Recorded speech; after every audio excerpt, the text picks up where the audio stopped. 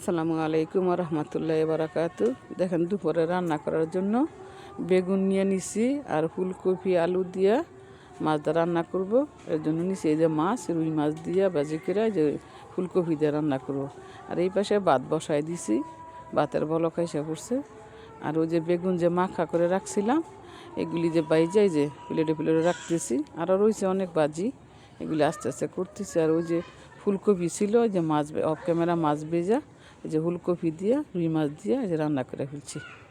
আর এই যে এইখানে বসাই দিতেছি এই কচুর পুঁই আছে না, এটি তো মশলাটা আগে আদা রসুন এগুলি ভালো করে কষাই নিয়ে পানি ঝুল দিয়ে দিলাম। এখন এই যে এটা হয়েছে দিছি কাঁচামরিচ বাটা আছে না, শীতের দিন কাঁচামরিচ বাটা খেলে একটু ভাল লাগে। আর রসুন বাটা দিছি, হলুদ বাটাও দিছি, দিয়ে দিলাম।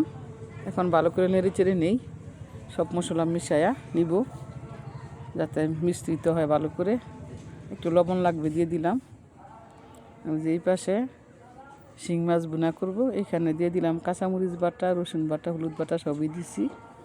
এখন একটু মরিচ বাটা দিয়ে দিতেছি যাতে কালারটা একটু সুন্দর আসে। ভালো করে কষাই নিবলা যাতে একটু দাদা না লাগে। আর এইখানে বসাই দিছি ওই যে শুকনা বড়ি আছে না, বড়ির আচার।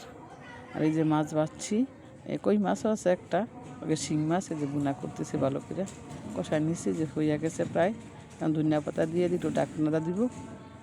ডাকনা দেওয়া হয়েছে, খুইলা দিলাম, নামাই ফেলবো। পুরাপুরি হইয়া গেছে, একটু একটু জুল জুলি রাখছি যাতে সবাই খাইতে পারে।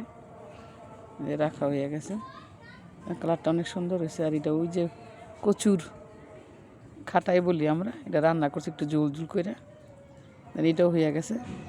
আর এই যে বেগুন সম্পূর্ণ ভাজা হইয়া গেছে, আর একটাও নাই। আমার ভিডিওটা সাবস্ক্রাইব, কমেন্ট, শেয়ার করে দিন।